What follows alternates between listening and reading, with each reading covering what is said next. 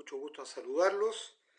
Yo soy el doctor Jorge Velarde, soy cirujano infantil, trabajo en el Hospital Gustavo Fricke de Viña del Mar y voy a hacer la clase de malformaciones pulmonares y de la pared torácica. En primer lugar voy a referirme a las malformaciones pulmonares y como una clase separada o una segunda clase, porque el tema es bastante extenso, voy a hablar de malformaciones de la pared torácica.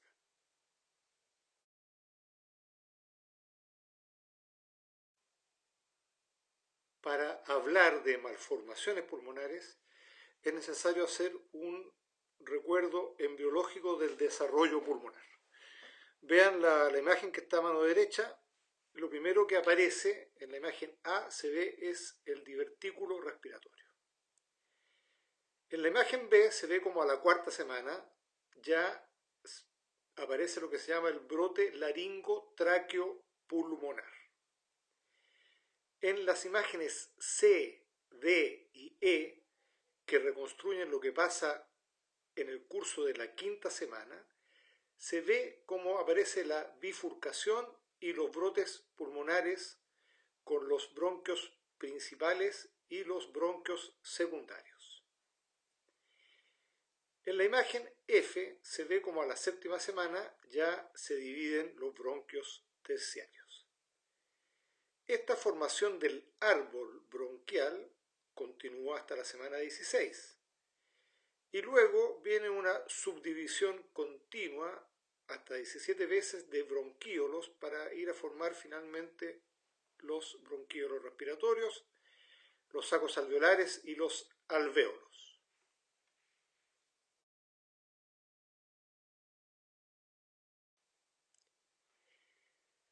Las etapas del desarrollo pulmonar se dividen en 5 etapas. La primera etapa es la etapa embriónica, ¿no es cierto?, de la semana 4 a la semana 8 más o menos, en que se forman los bronquios. Luego viene lo que se llama etapa pseudoglandular, en que se forman los bronquíolos y los bronquíolos terminales. Posteriormente viene la etapa canalicular, en que se forman los bronquíolos respiratorios entre la semana 16 y la 24 más o menos. Luego viene lo que se llama etapa sacular, en que se forman los ductos alveolares, para terminar después de la semana 36 en la etapa alveolar, en que se forman los sacos alveolares. Fíjense que hay una línea roja que marca el nacimiento, ¿no es cierto?, en la semana 38, pero la formación de estos sacos alveolares se continúa incluso después de nacer y termina muy posteriormente después del nacimiento.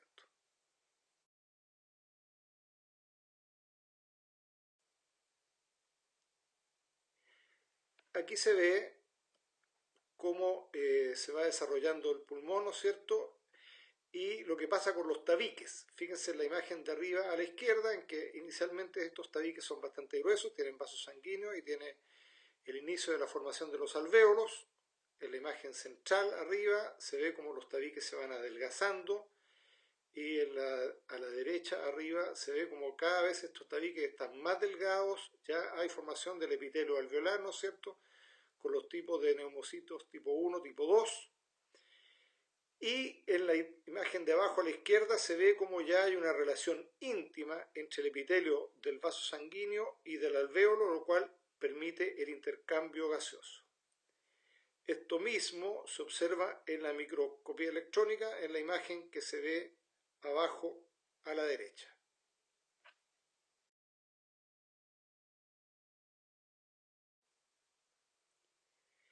El desarrollo pulmonar es importante, lo que les mencionaba de que continúa incluso después del nacimiento. Acá para ejemplificarlo se aprecia que en un recién nacido hay alrededor de 50 millones de alvéolos y el desarrollo como continúa hasta los 7 u 8 años de edad, a los 8 años hay alrededor de 300 millones de alvéolos, lo cual es similar a lo de un adulto. Esto tiene una importancia clínica, porque cuando uno hace una resección pulmonar en un bebé pequeño, digamos menor de un año por ejemplo, como hay un crecimiento y desarrollo pulmonar continuo, prácticamente después de la cirugía, un tiempo después, ya no es posible reconocer que ese paciente se le haya resecado un segmento de pulmón, porque el pulmón como que regenera y se recupera.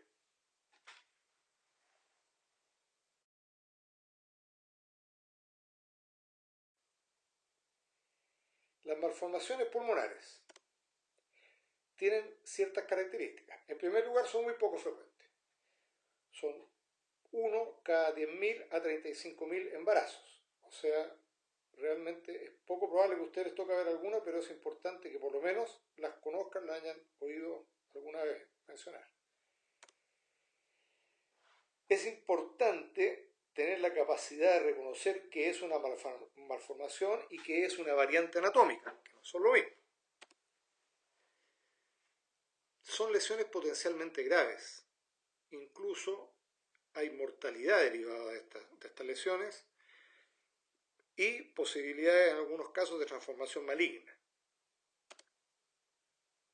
Si ustedes nunca las han visto, nunca las han mencionado, nunca van a diagnosticarlas. De un diagnóstico oportuno y una derivación oportuna va a salir una resolución quirúrgica oportuna con muchas posibilidades de recuperación.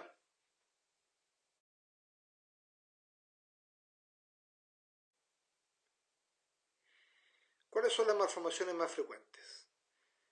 En primer lugar, lo más frecuente son lo que se conoce como malformación pulmonar congénita de la vía aérea, se abrevia MCPA. Antes se conocía como malformación adenomatoidea quística. Luego aparecen el secuestro broncopulmonar o pulmonar, la atresia bronquial, el quiste broncogénico y la hiperinsuflación pulmonar, que antes se conocía como enfisema lobar congénito.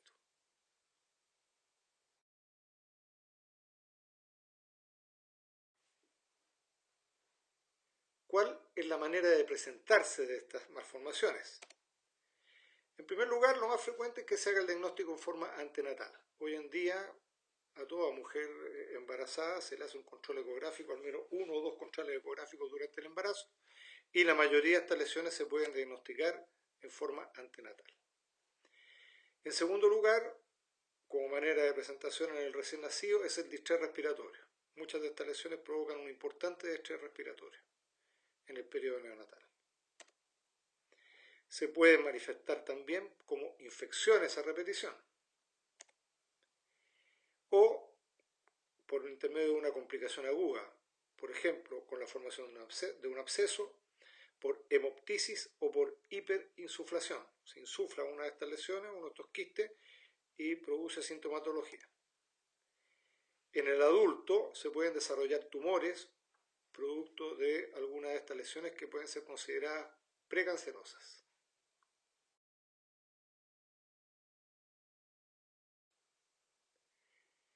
Este es un recuento de las malformaciones que tuvimos en nuestro hospital, una revisión de 10 años. Fíjense que se encontraron 21 malformaciones importantes, o sea, son 2 más o menos al año, es algo realmente poco frecuente de ver. Una atresia bronquial, 5 casos de secuestro pulmonar, 2 casos de hiperinsuflación pulmonar, 5 casos de malformación pulmonar congénita de la vía aérea, un quiste broncogénico, una agenesia, un paciente que no tenía un pulmón, y 6 casos de hipoplasia pulmonar. Estos últimos no los vamos a revisar, no son temas de esta clase.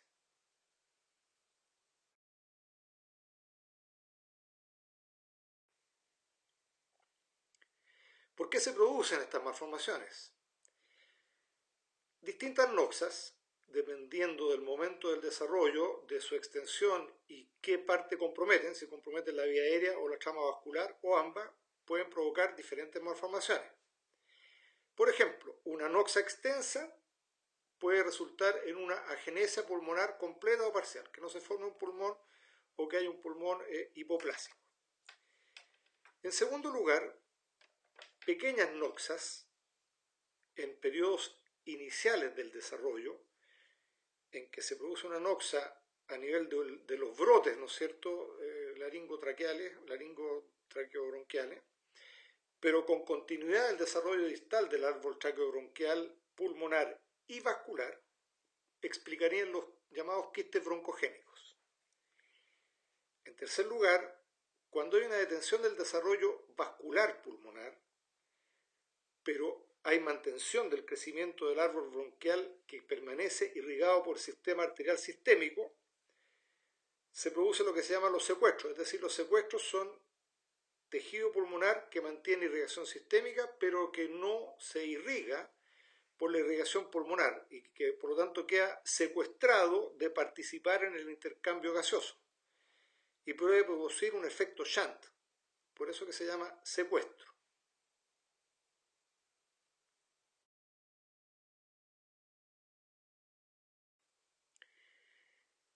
En cuarto lugar, la disrupción del árbol traqueobronquial en las fases iniciales, recordemos la fase pseudoglandular o canalicular, provocan la lesión más frecuente, que es la que se llama malformación congénita de la vía aérea pulmonar, que antes se conocía como malformación adenomatoidea quística. Aquí la lesión ocurre a nivel de los bronquíolos, proliferan la parte bronquiolar, los bronquíolos proliferan sobre el tejido alveolar, no alcanza a desarrollarse el tejido alveolar y se forman muchos quistes. Y esta es la malformación más frecuente y algunos de estos quistes pueden ser grandes, pueden llegar a medir hasta 10 centímetros. Ahora existen lesiones híbridas que contienen elementos de malformación congénita de la vía aérea pulmonar y de secuestro por variantes en la génesis embrionaria, así que pueden haber lesiones que tengan de las dos cosas. Y en quinto lugar, lesiones periféricas del árbol bronquial, o sea, que afectan principalmente a los cartílagos de los bronquios o el tejido de sostén. Cuando se lesiona este bronquio, se puede producir un mecanismo valvular que permite la entrada del aire, que queda atrapado en un lóbulo y dificulta su salida. Y esto es lo que se llama, como se llamaba enfisema lobar, actualmente se llama hiperinsuflación pulmonar.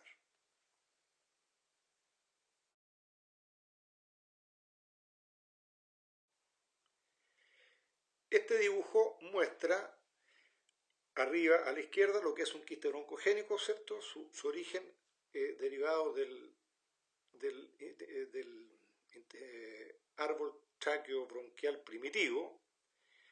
Muestra arriba a la derecha un enfisema lobar, que es por la lesión del cartílago del bronquio. Muestra abajo a la derecha un secuestro pulmonar, fíjense que se ve como este pulmoncito accesorio está irrigado directamente de la aorta, o sea, tiene irrigación sistémica, y muestra abajo a la izquierda una malformación adenomatoidea quística en que se ve que hay lesiones quísticas por proliferación de los bronquíolos.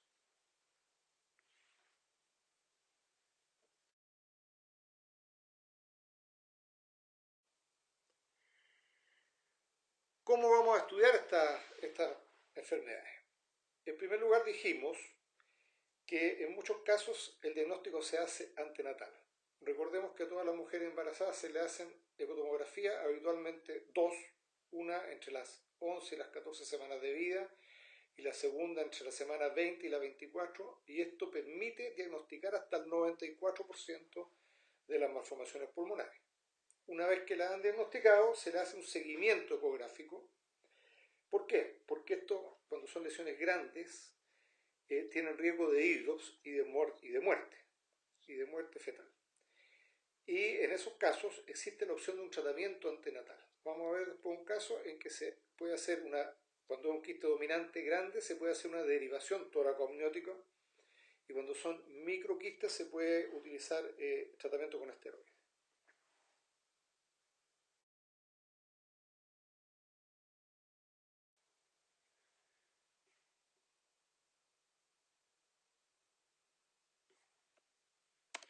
Fíjense lo que les decía. Bueno, el ideal es que estos pacientes sean derivados en forma antenatal a un centro terciario con experiencia en resolución de esta patología. En el Hospital Gustavo Fricke tenemos un equipo de medicina fetal, ¿no es cierto?, liderado por el doctor Anbanter, un ginecólogo con mucha experiencia. ¿Y qué es lo que hacen? Cuando hay un gran quiste, una lesión quística muy grande que esté provocando un hidrops, se hace lo que se llama una instalación de un catéter en la lesión para que esta lesión se achique. Ese catéter es como esta imagen que estamos mostrando aquí a mano derecha, arriba, que es como un pigtail, que queda una parte metido en la cavidad de la lesión, del quiste, y la otra parte queda en el amnios. Eso se llama derivación tóraco-amniótica. Es sumamente difícil de hacer, imagínense. Acá está para mostrar un caso, un paciente del hospital, que se ve la imagen en un corte, se ve el feto, ¿no es cierto? Y al lado izquierdo de ese feto, en el corte transversal, está el corazón con sus 4 cavidades, y al lado derecho se ve esta gran imagen quística en el interior del pulmón. El obstetra, que tiene que ser sumamente hábil, tiene que ser capaz de atravesar, ¿no es cierto?, la pared abdominal del paciente, la pared uterina, la pared torácica, la pared del pulmón, y llegar hasta la lesión para poder instalar este catéter. Y aquí, si ustedes se fijan, está el catéter instalado y ya se aprecia que hay una reducción de la lesión. La flecha está mostrando el catéter, que es una línea recta, ¿no es cierto?, que atraviesa y que pasa hasta la cavidad de esta malformación. Y si se fijan, atrás está la columna vertebral. Este caso permitió, con este procedimiento se permitió llegar a término el embarazo, y una vez que nació yo lo operé y le saqué lo que todavía quedaba de malformación, pero permitió que el bebé viviera y ahora está bien.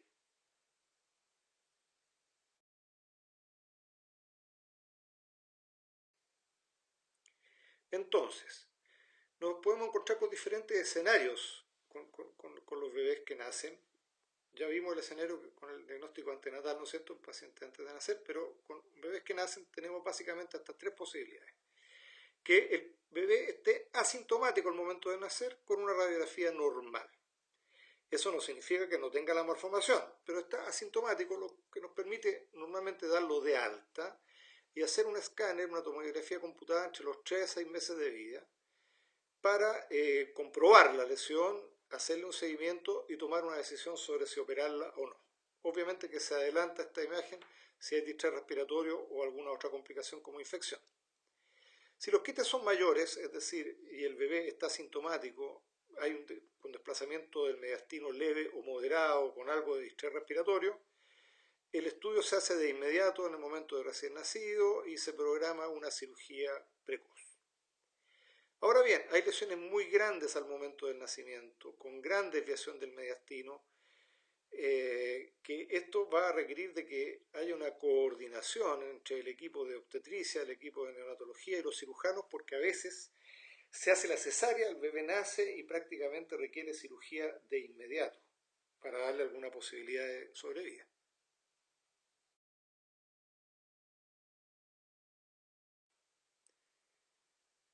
¿Qué pasa con los pacientes asintomáticos que vimos con los de la primera opción, con mediastino centrado? Les dijimos que se hacía un escáner, ¿no es cierto?, normalmente entre los 3 a 6 meses de vida.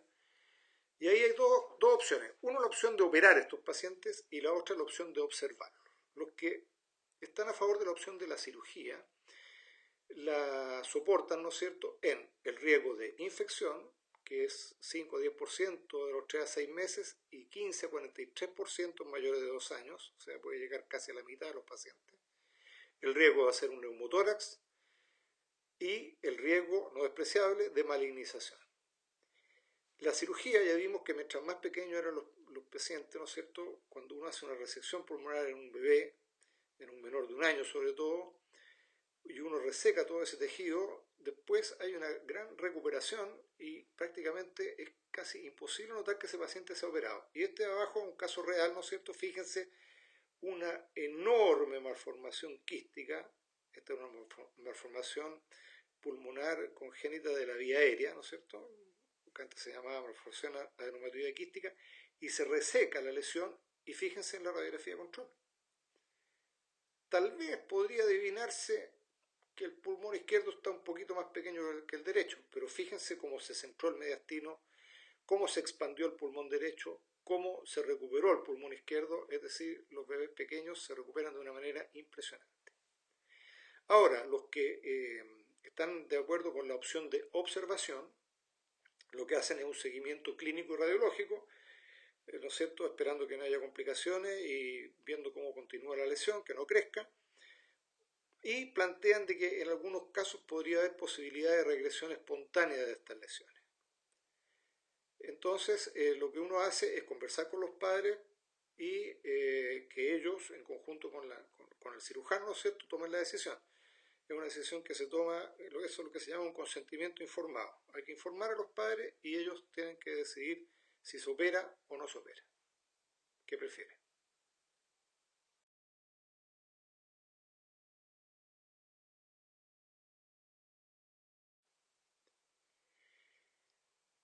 La malformación congénita pulmonar y de la vía aérea, ¿no es cierto?, que antes se conocía como malformación adenomatoide quística,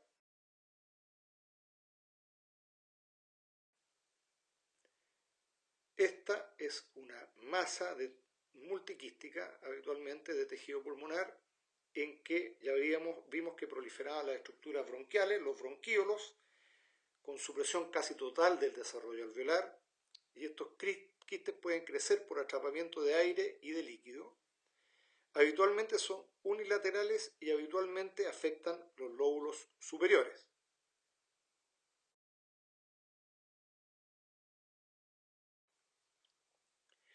¿Cuál es la clínica que da esta malformación?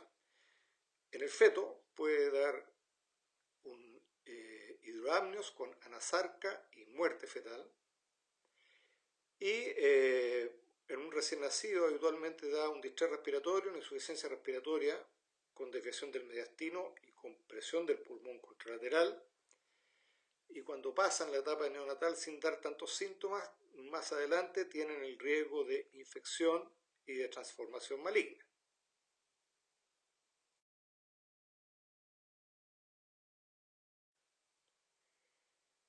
Esta es la clasificación actual, que está basada en una clasificación de 1997 hasta el 2008, que divide la malformación congénita de la vía aérea pulmonar, de clasificación de Stocker, en 5 tipos. Lo importante es que el tipo 1 y el tipo 4 pueden tener quistes de hasta 10 centímetros de diámetro, y esos son los que tienen mayor complejidad. Ahora, el tipo 0 habitualmente es una lesión incompatible con la vida.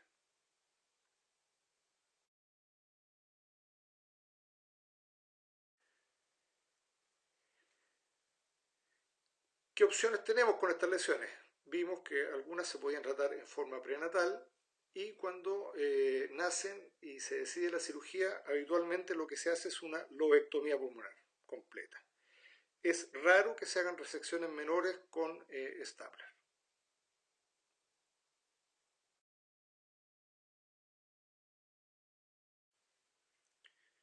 Vamos a ver algunas imágenes. Aquí tenemos, por ejemplo, una lesión quística del pulmón derecho que se hiperinsufló.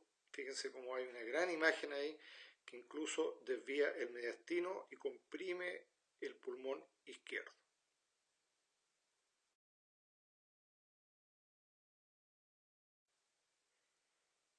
Aquí hay otra imagen, ¿no es cierto?, de una lesión quística del lóbulo superior del pulmón izquierdo. Esta no es tan grande, el mediastino está centrado, por lo tanto lo más probable es que esta lesión no haya dado síntomas al nacer y que la decisión se tome más adelante.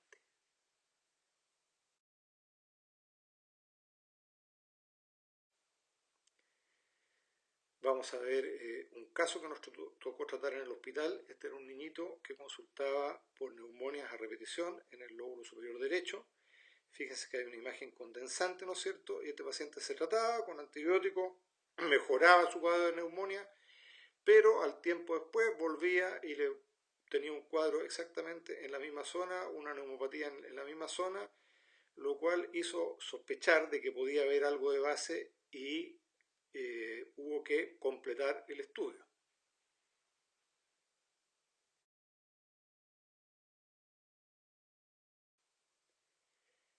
A este paciente se le pidió un TAC, Y fíjense que hay una imagen así ahí en el pulmón derecho que en realidad afectaba el lóbulo superior y el lóbulo medio del pulmón derecho, que es una imagen condensante, pero que tiene lesiones quísticas en su interior, compatible con una malformación congénita pulmonar de la vía aérea.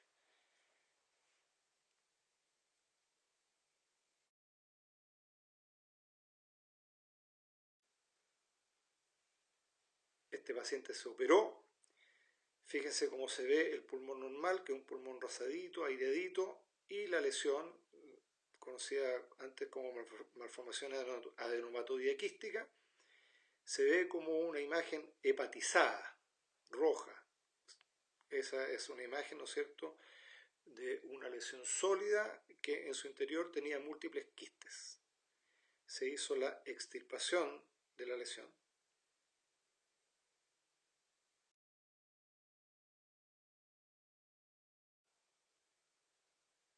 Ahí se ve cómo está la imagen, ¿no es cierto?, del lóbulo comprometido, que tenía incluso una parte que había tejido pulmonar normal, que estaba bien aireado, pero es preferible hacer la lobectomía completa.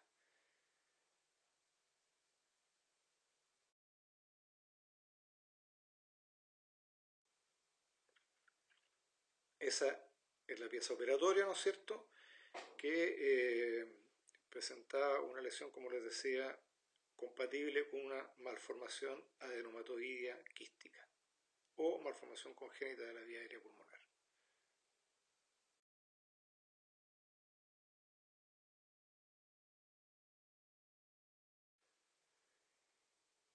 La hiperinsuflación pulmonar, conocida antes como enfisema lobar congénito.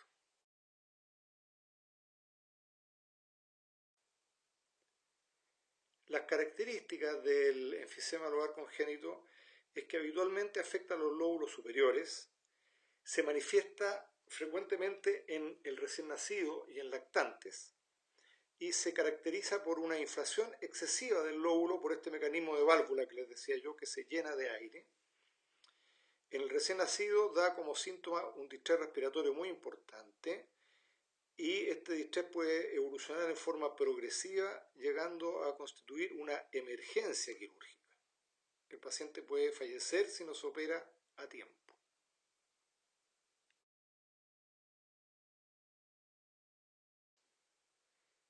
Aquí se ve un dibujo, ¿no es cierto?, de un enfisema lobar congénito con su mecanismo de válvula. Vean a la izquierda, ¿no es cierto?, una imagen del néter, cómo se llena de aire, cómo se hiperinsufla ese lóbulo pulmonar y cómo comprime al lóbulo pulmonar sano. Y en la foto de la derecha se ve una pieza operatoria, ¿no es cierto?, de un enfisema lobar congénito, un lóbulo pulmonar que se extirpó, y como ustedes pueden apreciar, eso no se desinfla, porque el aire está atrapado en su interior.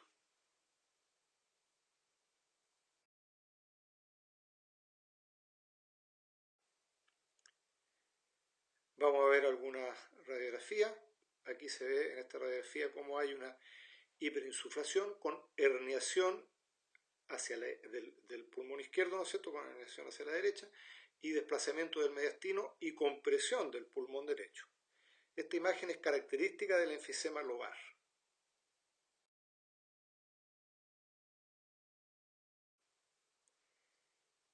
El escáner del mismo paciente muestra, ¿no es cierto?, esta hiperdistensión del pulmón, muestra también que hay una hiperlucidez del parénquima pulmonar por el atrapamiento aéreo y una compresión, una desviación del mediastino y una compresión del pulmón derecho.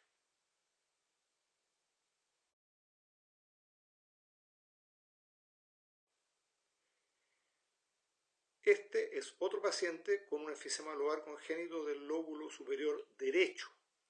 Fíjense la enorme distensión del lóbulo superior derecho, que ocupa casi todo el tórax, cómo comprime, cómo desvía el mediastino y cómo comprime al pulmón izquierdo, que queda un pedacito nomás de pulmón izquierdo comprimido en la imagen. Se ve claramente.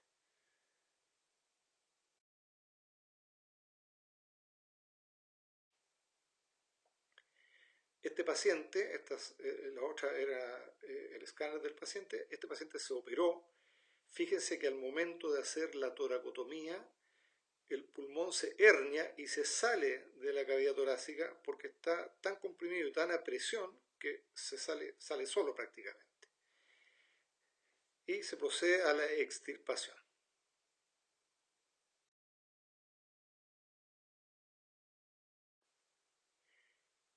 La pieza operatoria, como les mostraba anteriormente, queda aireada, no se vacía una vez que se ha sacado por el aire atrapado.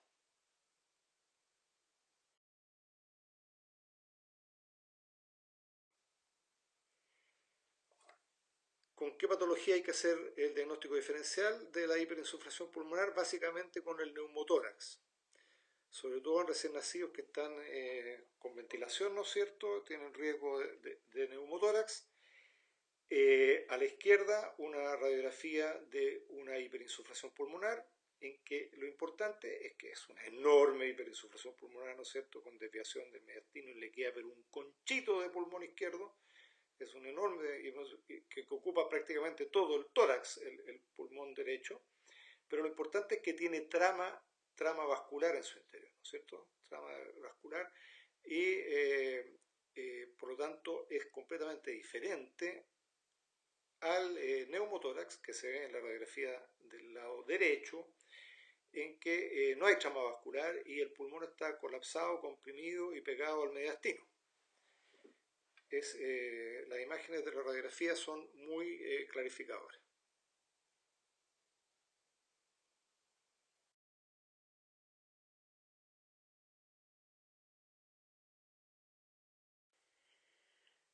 Ahora vamos a conversar un poco del secuestro pulmonar.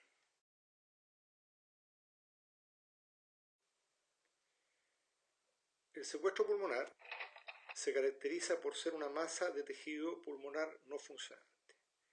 Y son tres elementos que lo distinguen. Uno, claramente, es una malformación pulmonar.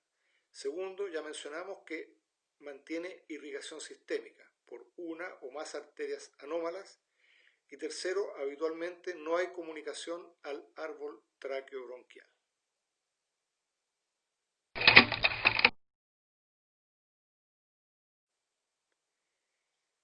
Aquí se ve dos tipos de secuestro pulmonar. Existen dos tipos. Uno, el secuestro intralobar y dos, el secuestro extralobar. El intralobar está, como su nombre lo dice, en el interior de un lóbulo pulmonar. Ahí se ve claramente a la izquierda cómo este secuestro es irrigado directamente desde la aorta y presenta una lesión quística en su interior. Habitualmente estos drenan al sistema pulmonar, pero la irrigación es sistémica, ¿no es cierto? Es desde la aorta y tienen alto riesgo de infectarse y potencial de malignidad también. En cambio, el secuestro extralobar, fíjense que es como un pulmoncito accesorio que tiene su pleura propia, está separada del pulmón, sin embargo tiene una irrigación sistémica y drena también a la vena ácigos. Es decir, este claramente no participa en el intercambio gaseoso, es vascularizado, ¿no es cierto?, y puede llegar a provocar un efecto de shunt.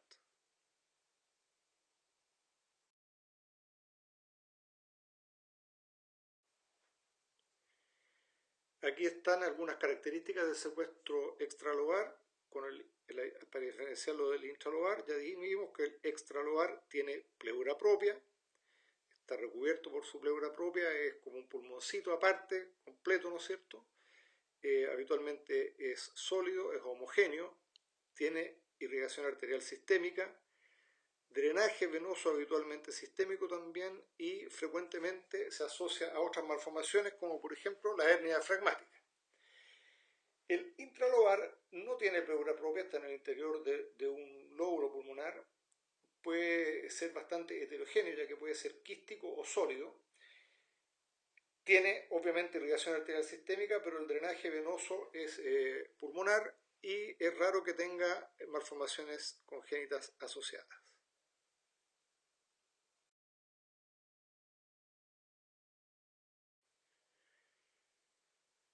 ¿Cómo se manifiestan los secuestros pulmonares? Primero ya vimos que se podía hacer el diagnóstico de forma antenatal. Segundo, puede ser un hallazgo en un estudio de un paciente por otra patología y aparece una imagen basal. Habitualmente esto afecta a los lóbulos inferiores, una imagen basal densa en un recién nacido, por ejemplo. Puede haber insuflación también cuando tienen zonas quísticas. Pueden manifestarse por infecciones a repetición, sobre todo los secuestros intralobares. Pueden manifestarse por una insuficiencia cardíaca en los secuestros extralobares por este efecto shunt que les mencionaba. Incluso en estos casos puede a veces ocultarse un soplo pegado a la columna y algunos pueden manifestarse por hemoptisis. Se ha descrito catástrofes con ruptura de algunos de estos quistes con un hemotórax masivo y muerte del paciente.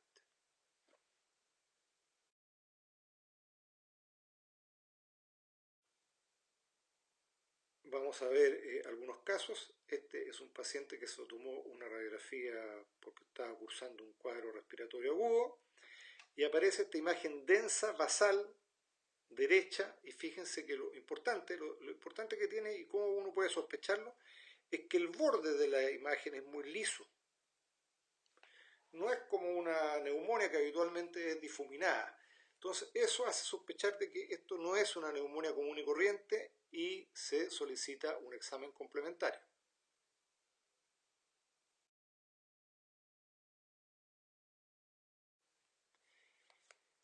En este caso se solicitó un angiotac. Fíjense que se ve esta imagen densa, ¿no es cierto?, homogénea, pero que tiene una irrigación. Ahí se pueden ver claramente que tiene una irrigación que proviene de la aorta, compatible con un secuestro pulmonar, en este caso de tipo intralobar.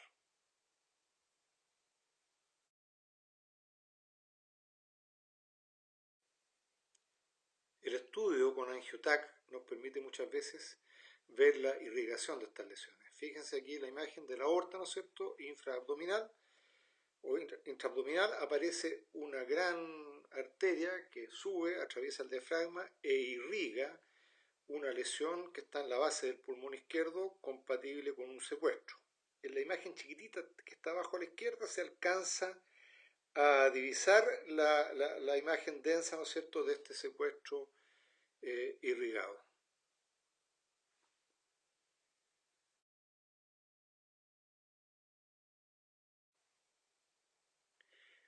Antes que tuviéramos el angiotac, lo que se hacía para estudiar estas lesiones se le hacía arteriografía.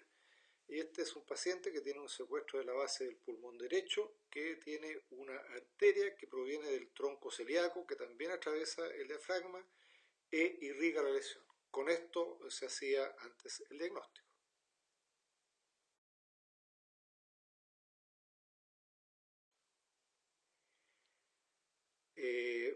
Acá vamos a ver el tratamiento quirúrgico de un paciente con un secuestro intralobar, ¿no es cierto? Fíjense que ahí está esta lesión que tiene un componente de hepatizado prácticamente de este lóbulo pulmonar, pero también se ve una imagen aérea de tejido pulmonar normal. Es decir, este es un paciente que tiene un secuestro intralobar con tejido normal y con tejido patológico.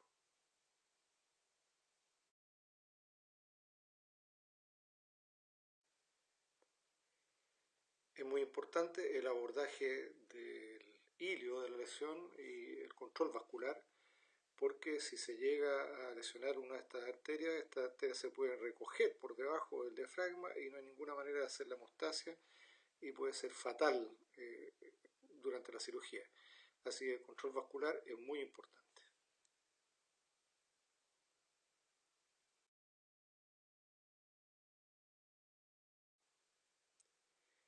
Aquí está la pieza operatoria de este paciente con un secuestro intralobar. Fíjense que hay tejido pulmonar normal, ¿no es cierto?, que se ve rosadito, aireadito, pero el resto de la lesión, una lesión prácticamente sólida quística, que correspondía a un secuestro intralobar.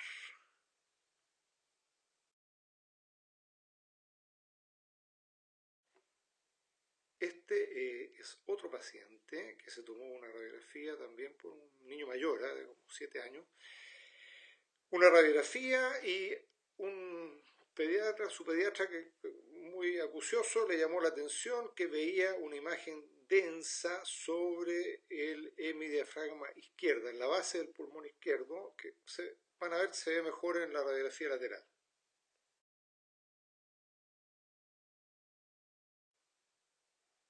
Ahí está la imagen de la radiografía lateral. Fíjense que hacia posterior se ve esa imagen densa, ¿no es cierto? O sea, no hay una continuidad del diafragma, no tiene su curvatura normal, sino que se ve una imagen densa prácticamente pegada a la columna que correspondía a un secuestro.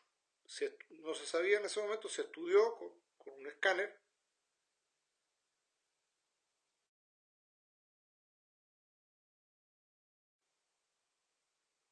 Y esta es la imagen del escáner. Fíjense en la base del pulmón izquierdo, la lesión, ¿no es cierto? Empieza a aparecer también la cúpula de ese hemidiafragma, pero se ve como esta lesión posterior está irrigada directamente desde la aorta.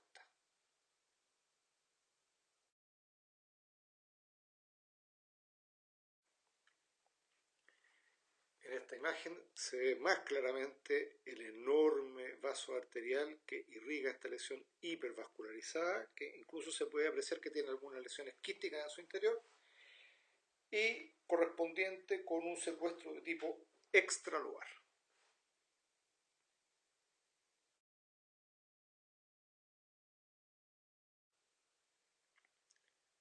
En esta reconstrucción del angiotac, fíjense marcado con la flecha, como hay un enorme vaso arterial que irriga esta lesión y que proviene directamente de la aorta.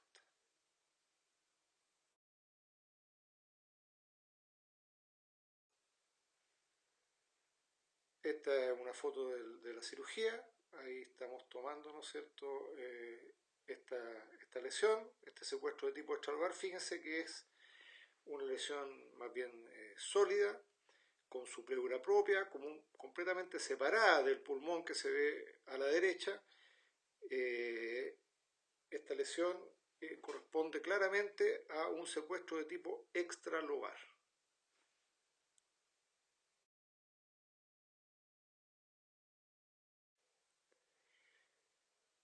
Y como les decía, lo más importante es el control vascular. Fíjense que ahí estamos identificando la aorta, está marcada, y la arteria del secuestro es enorme, es casi del mismo diámetro de la aorta. Por lo tanto, pasar a llevar durante la disección esta arteria es bastante complejo y de difícil hemostasia y puede comprometer bastante la cirugía.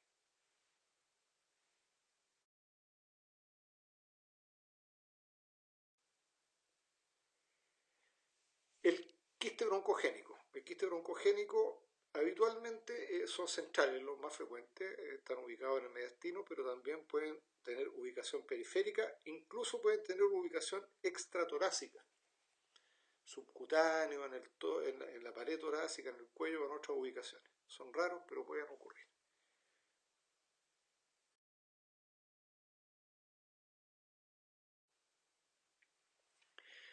Habitualmente dijimos que lo más frecuente era que fueran hallazgos radiológicos. Generalmente se ve como una imagen redondeada, que puede ser densa si su contenido es líquido o aireada si contiene aire, que comprime el parénquima vecino o desplaza el mediastino. Cuando son sintomáticos, dan síntomas que se comunican a la vía aérea y empiezan a expandirse, ¿no es cierto? Se insuflan y dan disnea, taquipnea, sibilancias, pueden llegar a provocar cianosis, sobre todo si afectan a un recién nacido o un lactante. Y en niños mayores habitualmente se manifiestan por infecciones a repetición, incluso con formación de un absceso pulmonar.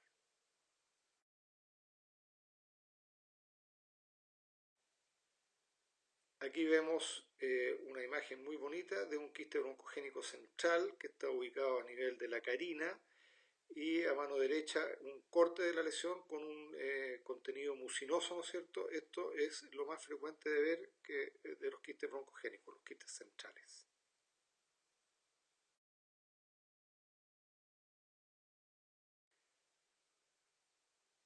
Estos estos son algunos casos que nos ha tocado vivir. Este es un pacientito, ¿no es cierto?, que llegó con una lesión en el lóbulo inferior izquierdo, ¿no es cierto?, con un nivel hidroaéreo en la radiografía que se ve a mano izquierda y que se comprueba en el escáner, la imagen del lado derecho, con este nivel líquido hidroaéreo y que correspondía a un gran quiste broncogénico de tipo periférico.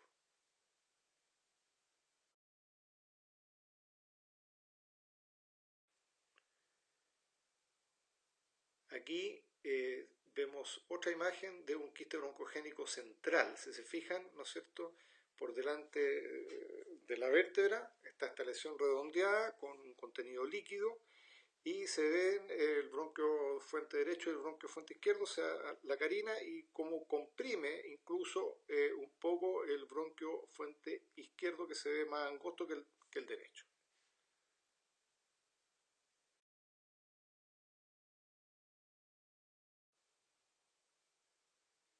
Una reconstrucción del escáner nos permite ver esta misma lesión, ¿no es cierto?, redondeada, densa, con contenido líquido, ubicada en el mediastino.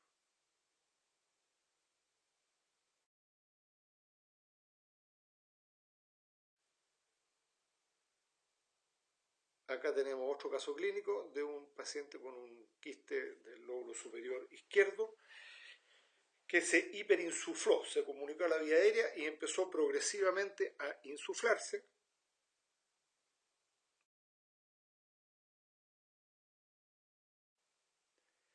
Aquí se ve la radiografía lateral. Obviamente que esta hiperinsuflación provocó un distrés respiratorio en el paciente, con lo cual fue necesario indicar la cirugía prontamente.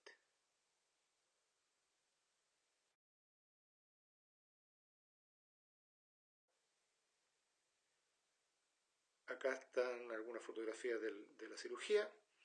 Fíjense que al hacer la toracotomía se aprecia esta enorme lesión quística y hay tejido pulmonar normal en alrededor de ella.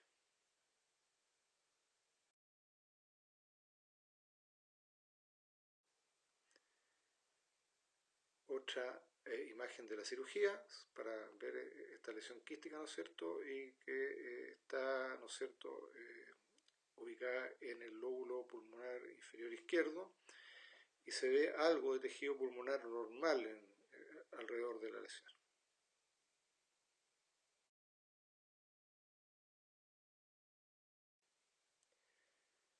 Aquí se abrió la lesión y fíjense cómo se aprecia el burbujeo, ¿no es cierto?, es decir, estaba comunicado al árbol traqueobronquial, y eso era lo que provocaba que este quiste fuera creciendo, ¿no es cierto?, por minutos y provocando un gran distrés respiratorio.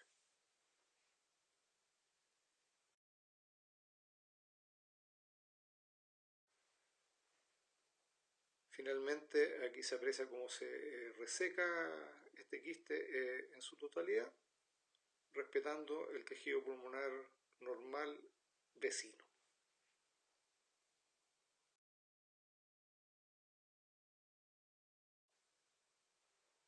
En resumen, ¿cómo vamos a encontrarnos nosotros o vamos a enfrentarnos a las malformaciones pulmonares? Hay dos situaciones que pueden ocurrir.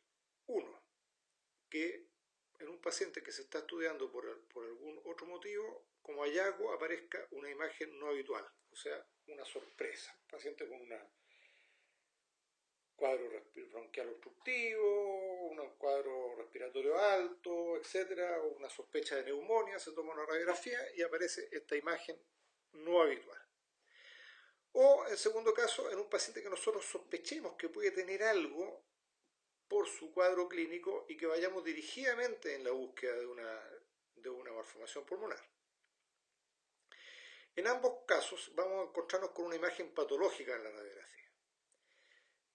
¿Qué vamos a hacer con este paciente? En primer lugar, vamos a plantear que requiere mayor estudio, o sea, no nos vamos a quedar con la simple radiografía. Para eso vamos a derivar a este paciente a un centro terciario donde haya un equipo de cirugía infantil con especialidad en tórax. Y lo más importante que nos interesa a nosotros como especialistas es que ustedes, al momento de derivar a ese paciente, mantengan un interés y un nexo. Es decir, no solo se remitan a derivar al paciente, sino que después mantengamos el contacto, pregunten cómo ha evolucionado y se interesen por saber qué resultó finalmente.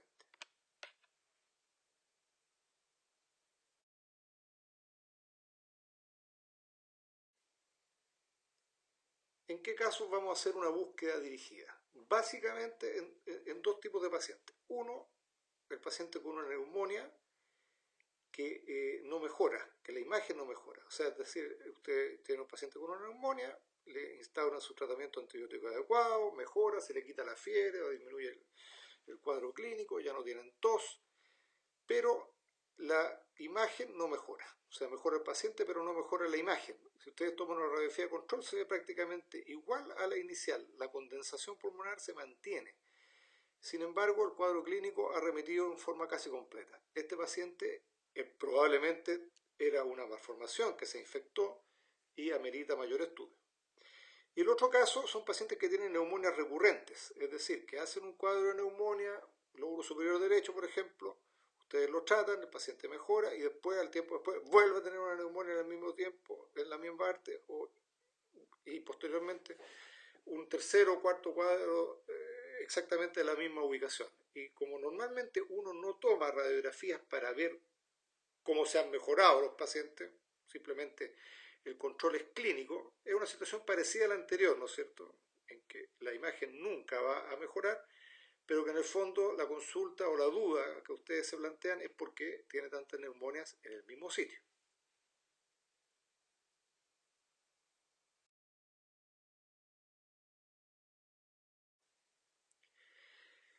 Eso es lo que yo quería dejarles como mensaje final, o sea, que ustedes desarrollen lo que se llama índice de sospecha, que en algunos casos van a, van a ver una imagen sospechosa en una radiografía que tomaron por otro motivo, cualquier motivo, y van a derivarlo para su estudio, y en otros casos ustedes van a pensar, oye, ¿por qué este paciente hace 2, 3 veces una neumonía en el mismo sitio? ¿O por qué este paciente que yo le tomé una radiografía de control se ve la imagen muy parecida a la inicial? En esos casos, sospechar una malformación pulmonar y derivarlo prontamente. Terminamos con esta linda imagen de Praga.